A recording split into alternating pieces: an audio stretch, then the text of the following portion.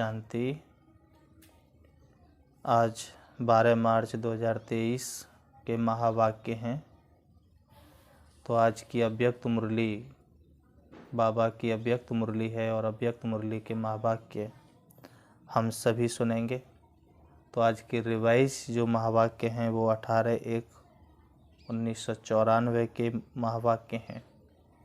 और इन महावाक्यों में आज बाबा हमें जो बता रहे हैं वह है ब्राह्मण जन्म का आदि वरदान स्नेह की शक्ति। ब्राह्मण जन्म का आदि वरदान स्नेह की शक्ति। तो आज चारों ओर के सर्व बच्चों की स्नेह भरी स्मृतियाँ समर्थ बाप दादा के पास स्नेह के सागर समान पहुंच गई है। हर एक बच्चे के दिल में दिलाराम समाया हुआ है और दिलाराम के दिल में सर्व स्नेही बच्चे समाये हुए हैं। स्नेह बहुत बड़ी शक्ति है। स्नेह की शक्ति मेहनत को सहज कर देती है। जहाँ मोहब्बत है वहाँ मेहनत नहीं होती, मेहनत मनोरंजन बन जाती है, खेल लगता है।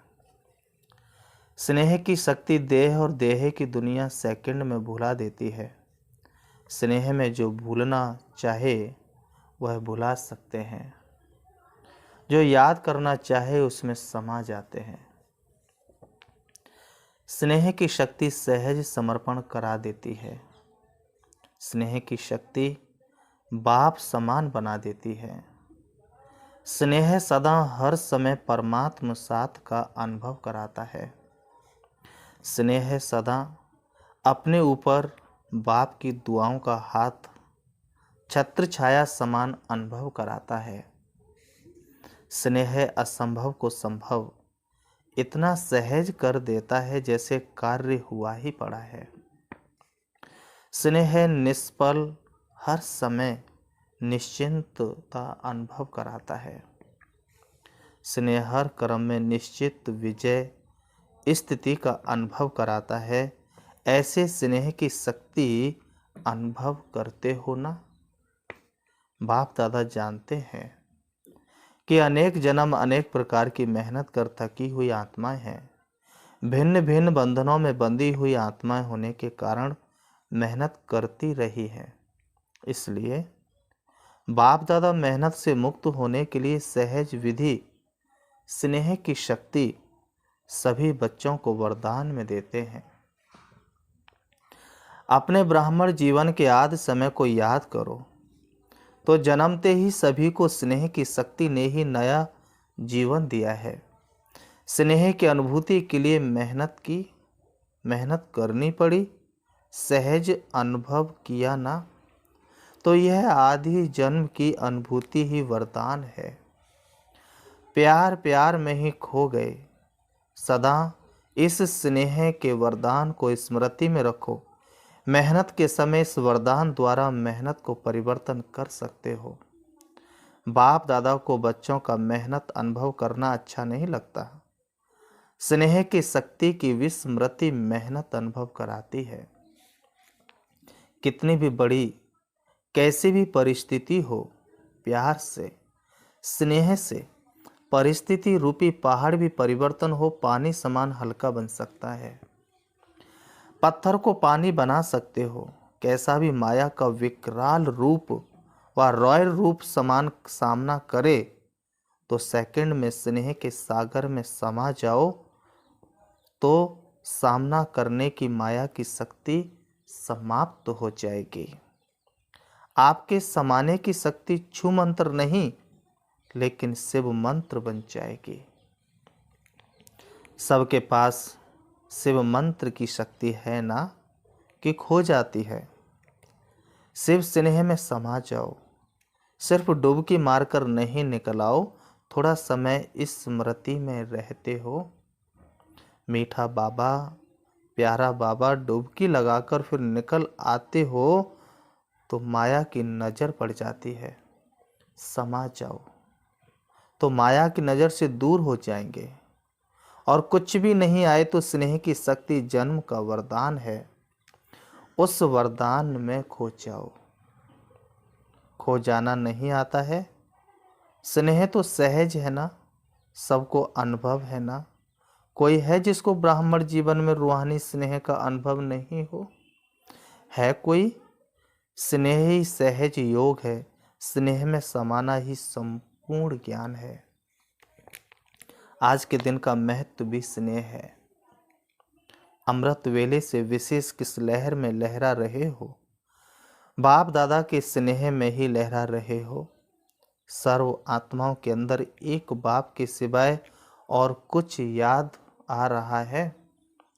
सहज याद रही ना कि मेहनत करनी पड़ी, तो सहज कैसे बनी? स्नेह के कारण। तो क्या सिर्फ आज का दिन स्नेह का है?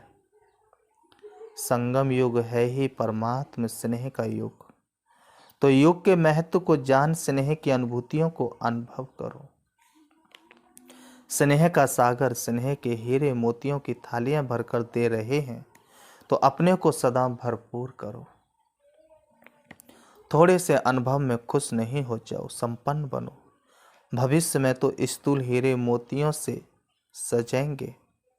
ये परमात्मा प्यार के हीरे मोती अनमोल हैं, तो इससे सदा सजे सजाए रहो।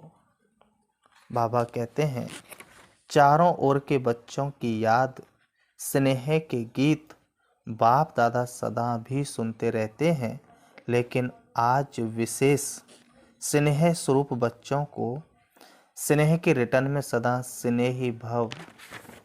बाबा कहते सदा स्नेही भव, सदा स्नेह के वरदान द्वारा सहज उड़ती कला का विशेष फिर से वरदान दे रहे हैं। सदा जैसे छोटे बच्चे होते हैं, कोई भी मुश्किल बात आएगी व कोई भी परिस्थिति आएगी तो माता पिता की गोदी में समा जाएंगे। ऐसे सेकंड में स्नेह की गोदी में समा जाओ तो मेहनत से बच जाएंगे। सेकंड में उड़ती कला द्वारा बाप दादा के पास पहुंच जाओ तो कैसे भी स्वरूप में आई हुई माया दूर से भी आपको छू नहीं सकेगी, क्योंकि परमात्म छत्र छाया के अंदर तो क्या, लेकिन दूर से भी माया की छाया आ नहीं सकती। तो बच्चा बनना अर्थात माया से बचना। बच्चा बनना तो अच्छा है ना। बच्चा बनने का अर्थ ही है स्नेह में समा जाना। अच्छा, चारों ओर के दिलाराम के दिल में समाये हुए बच्चों को सदा मेहनत को मोहब्बत में परिवर्तन करने वाली शक्तिशाली आत्माओं को, सदा परमात्म स्नेह के संगम युग को महान अनुभव करने वाली श्रेष्ठ आत्माओं को, सदा स्नेह की शक्ति से बाप के साथ और दुआओं के हाथ को अनुभव कर औरों को भी कराने वाली विशेष आत्माओं को, सदा स्नेह के सागर में समाये हुए समान बच्चों को, स्नेह के सागर बाप दादा का याद प्यार और नमस्ते। रूहानी हम बच्चों की रूहानी बाप दादा को याद प्यार और नमस्ते नमस्ते नमस्ते। दादियों से मुलाकात। आज के दिन क्या क्या याद आया? विशेष विल पावर के हाथ याद आए? विल पावर सब कार्य सहज करा देती है। ब्रह्मा बाप ज़्यादा याद आया या बाप दादा दोनों याद रहे? फिर भी ब्रह्मा बाप की याद के चरित्र सभी को विशेष याद आते रहे। ब्रह्मा बाप ब्रह्मा बना ही तब जब बाप दादा कंबाइंड हुए, तो परमात्मा प्रवेशता के साथ ही ब्रह्मा का कर्तव्य शुरू हुआ। बाबा कहते, इस अव्यक्त स्वरूप के अव्यक्त रूप के चरित्र भी न्यारे और प्यारे हैं। 25 वर्ष की सेवा की हिस्ट्री आदि से याद करो, कितनी तीव्र गति की हिस्ट्री है। अव्यक्त होना अर्थात तीव्र गति से सर्व कार्य होना, समय का परिवर्तन भी फास्ट और सेवा की वृद्धि की गति भी फास्ट हुई है ना। इसलिए अव्यक्त होने से समय को भी तीव्र गति मिली है, तो सेवा को भी तीव्र गति मिली है।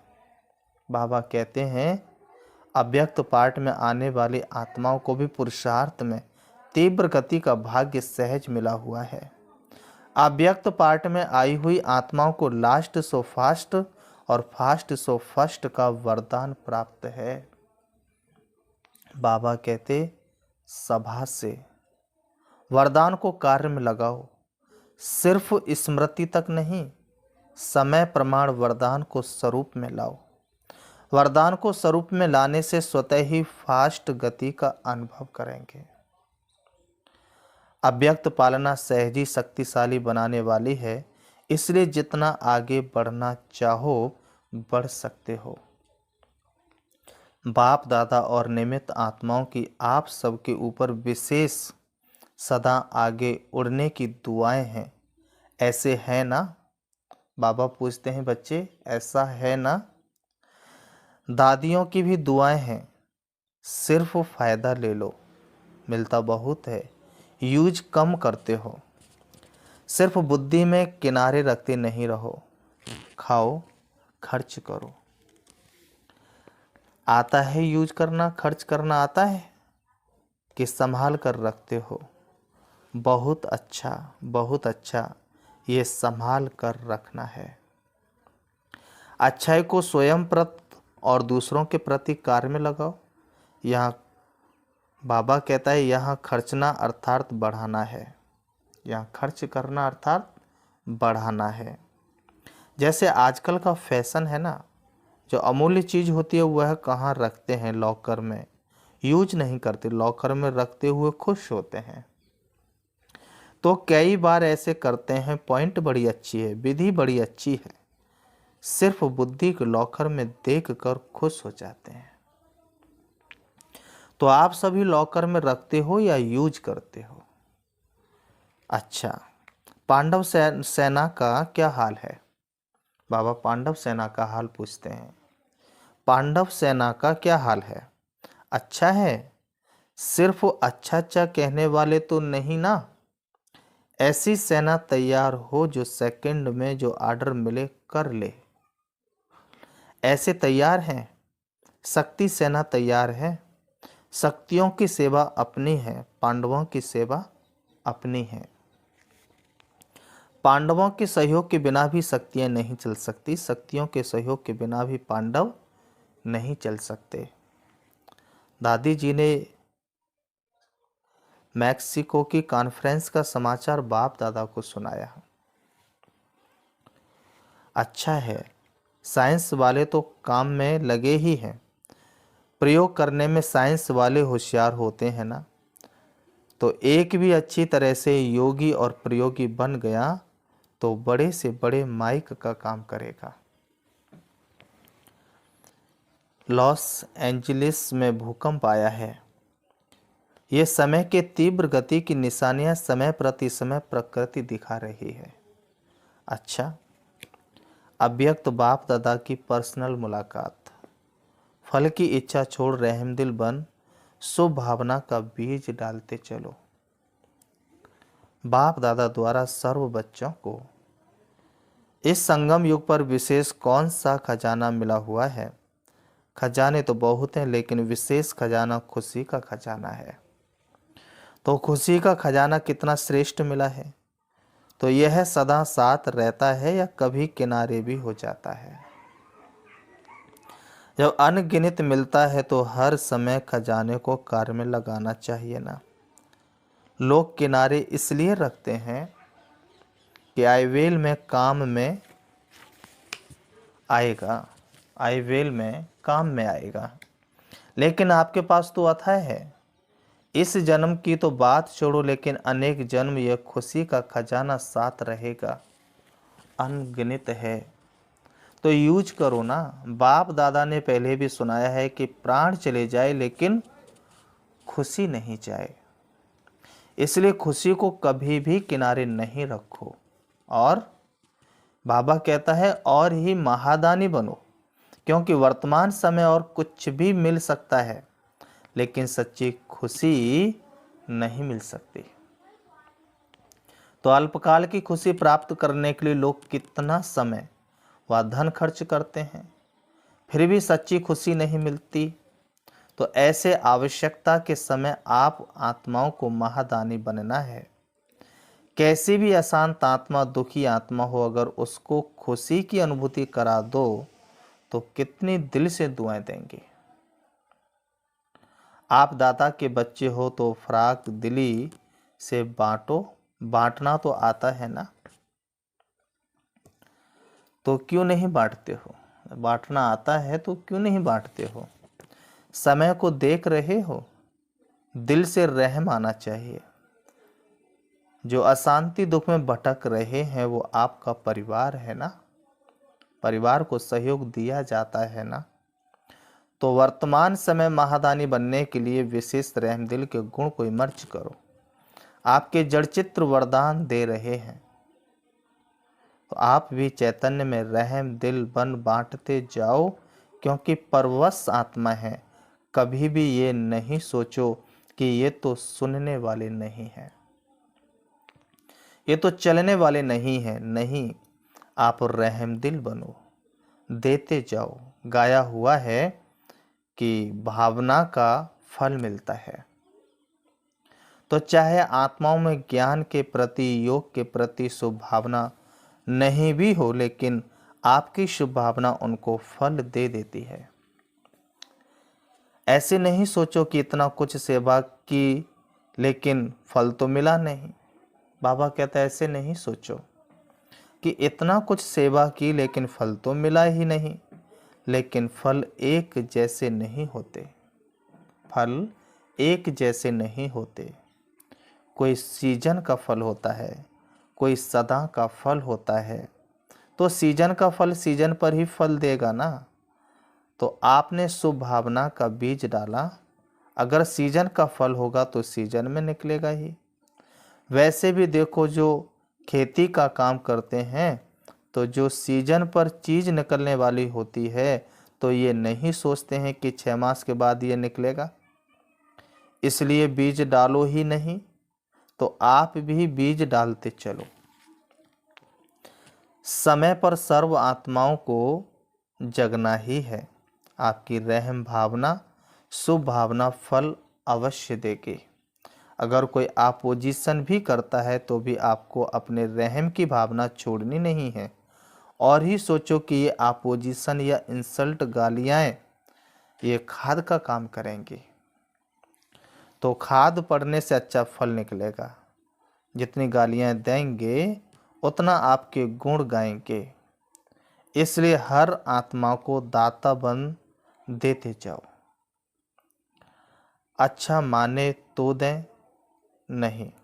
बाबा कहता है ये तो लेवता हो गए। लेने की इच्छा नहीं रखो कि वो अच्छा बोले, अच्छा माने तो दें, नहीं। इसको कहा जाता है दाता के बच्चे मास्टर दाता। चाहे वृत्ति द्वारा, चाहे वाइब्रेशंस द्वारा, चाहे वाणी द्वारा देते जाओ। इतने भरपूर होना, सब खजाने हैं। डबल विदेशियों को देख बाप दादा डबल खुश होते हैं। क्यों? डबल पुरुषार्थ करते हैं। एक तो अपना रीति रस्म परिवर्तन करने का भी पुरुषार्थ करते हैं। बाप दादा देखते हैं कि उमंग उत्साह मेजॉरिटी में अच्छा है।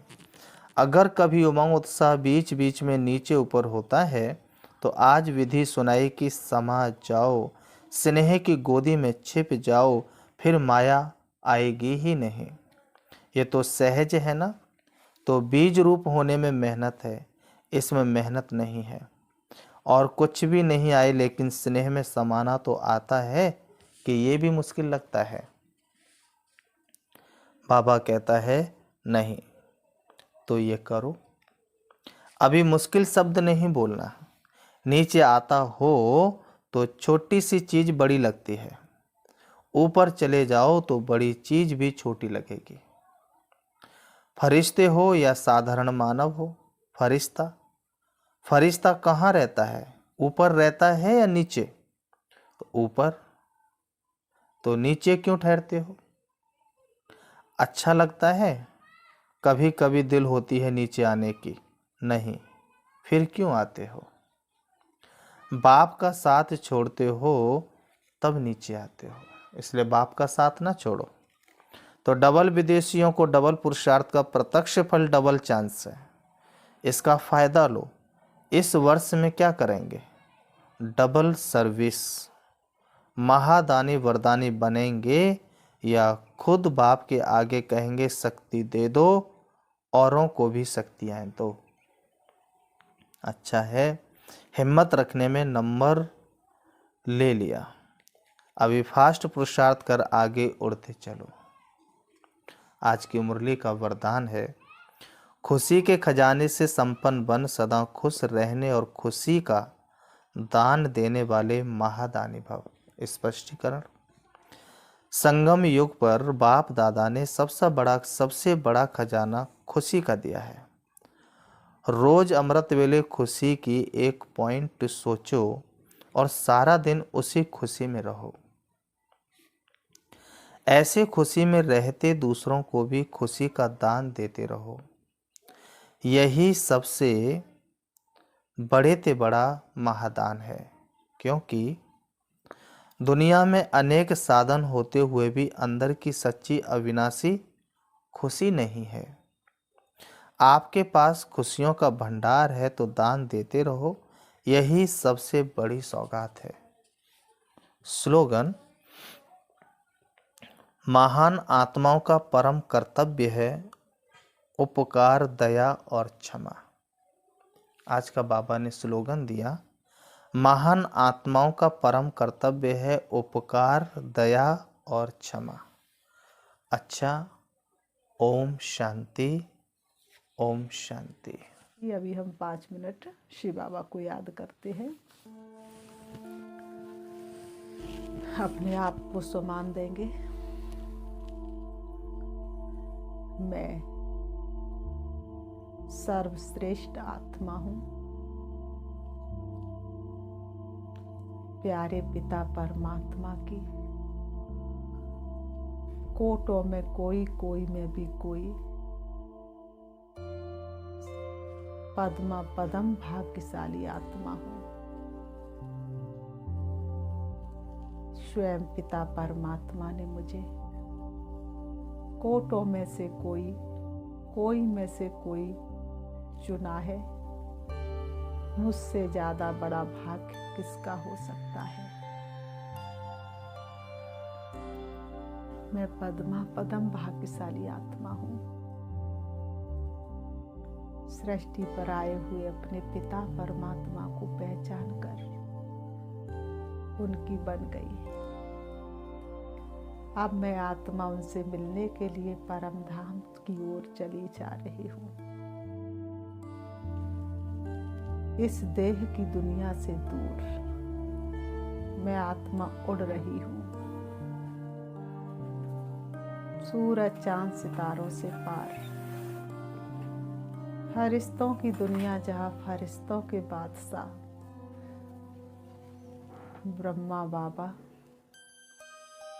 विराजमान है, उससे भी ऊपर मैं आत्मा पहुंच जाती हूँ। परम धाम शांति धाम में, जहाँ हल्के सुनहरे लाल रंग का आसमान है, चमकता हुआ दिव्य सितारा है, वही मेरा शिव बाबा है।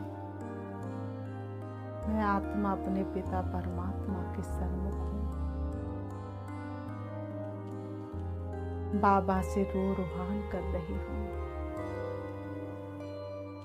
बाबा आप कितने महान हैं, ऊंचे से ऊंच है।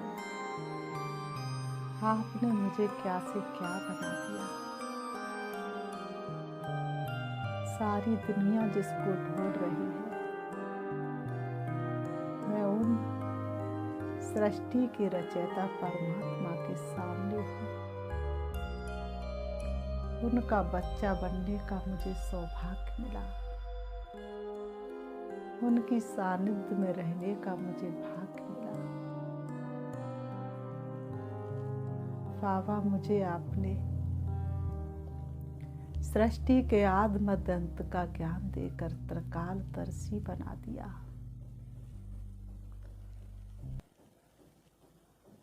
मैं बाबा जो हूँ जैसी हूँ आपकी हूँ। मेरे सर्व संबंधी आप हैं। बाबा से मुझे सर्व खजानों की प्राप्ति हो रही है। अप्राप्त नहीं कोई वस्तु, पाना था सो पा लिया, अब कुछ बाकी नहीं रहा है। बाबा मैंने आपसे सब कुछ पा लिया। शिव बाबा से शक्तियां लेकर मैं आत्मा वापस आ रही हूँ। जैसे मुझे अखुट खजाना मिला है, सारे विश्व की मनुष्य मात्र को मैं ये खजाना देने के लिए परम धाम से नीचे आ रही हूँ। आ जाती हूँ सूक्ष्म वतन में, फरिश्तों की दुनिया से भी नीचे मैं आत्मा, तारागढ़ से भी नीचे, चंद्रमा से भी नीचे, सूरज से भी नीचे आ जाती हूँ सृष्टि रंगमंच पर। मेरी शक्तिशाली किरणें विश्व के कोने कोने में फैल रही है। एक एक मनुष्य मात्र की भ्रकुटी के बीच में पड़ रही है। अब मैं आत्मा सृष्टि रंगमंच पर अपने देह रूपी वस्त्रों के पास आ जाती हूँ। आकर के दोनों ब्रह्म के बीच भ्रकुटी में विराजमान हो जाती हूँ। मेरे प्रकाश से चारों तरफ का वातावरण शुद्ध होता जा रहा है। मेरे घर का कोना कोना पवित्र हो रहा है। ओम शांति।